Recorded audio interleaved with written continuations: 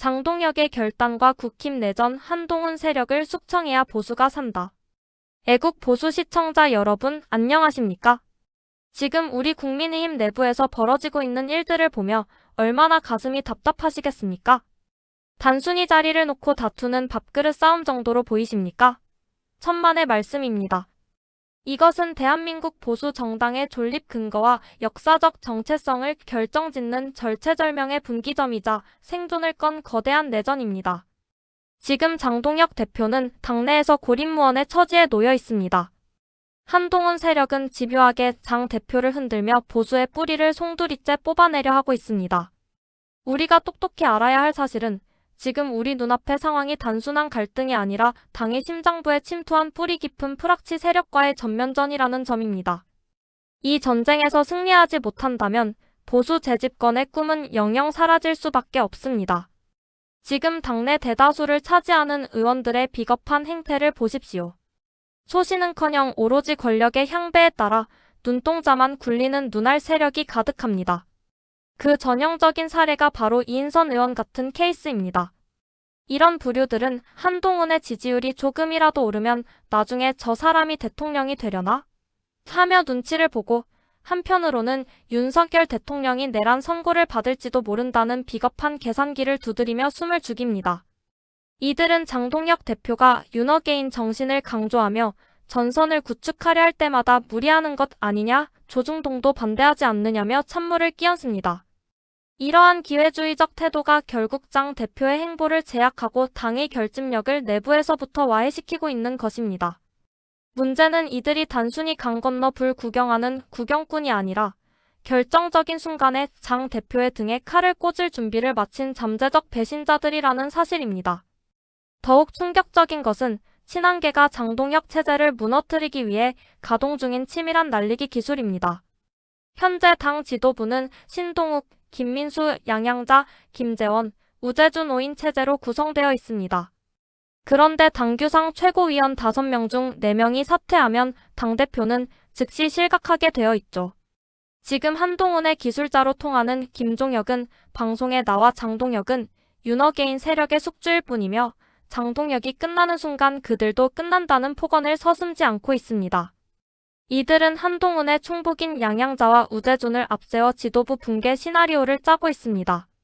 최근 장 대표의 대구 방문 당시 채널화를 비롯한 언론들이 현장 분위기가 썰렁했다며 의도적인 왜곡 보도를 쏟아낸 것도 이 빌드업의 일환입니다. 흥미로운 사실은 과거 한동훈이 실각할 당시 장동혁이 사퇴하며 결정적인 캐스팅 보트를 쥐어 지도부를 무너뜨렸던 전례가 있다는 점입니다.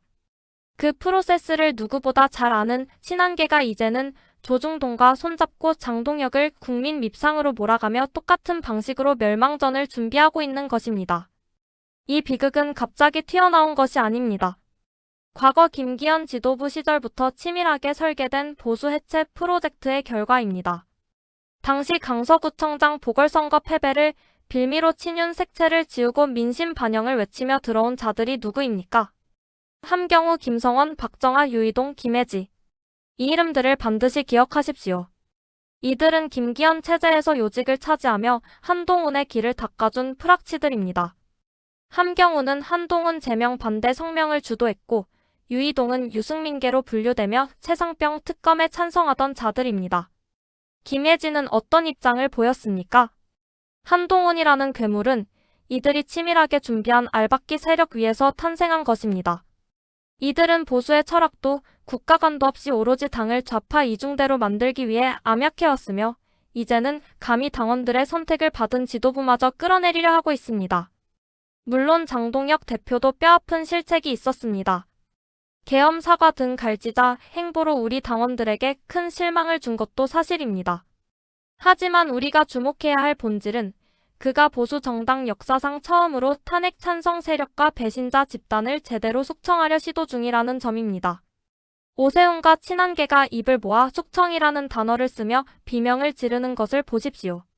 이것이야말로 역설적으로 장 대표가 올바른 방향으로 가고 있다는 강력한 증거 아닙니까? 장 대표는 이제 여의도 의원들의 눈치를 보는 비겁한 문법을 완전히 던져버려야 합니다.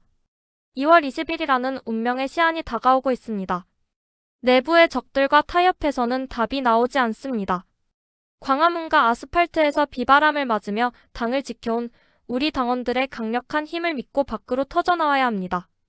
전륜이라는 가짜 프레임을 깨부수고 확실한 우파 브랜드로 각성해야만 보수의 재집권이 가능합니다. 시청자 여러분, 이번 싸움의 본질은 단순히 당권을 누가 갖느냐의 문제가 아닙니다. 대한민국을 어떻게 바라보느냐는 국가관과 역사관의 내전입니다.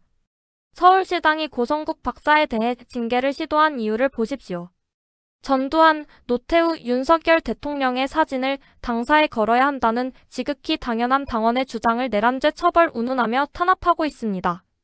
심지어 윤석열 대통령은 아직 선고조차 나지 않았는데 사실관계까지 왜곡하며 내란범으로 몰아가고 있습니다. 이게 보수 정당의 시당이 할 짓입니까? 배현진 의원의 행태는 또 어떻습니까? 본인의 징계 절차를 두고 민주주의에 대한 공격이라며 버티는 모습은 한동훈의 궤변과 판박이입니다.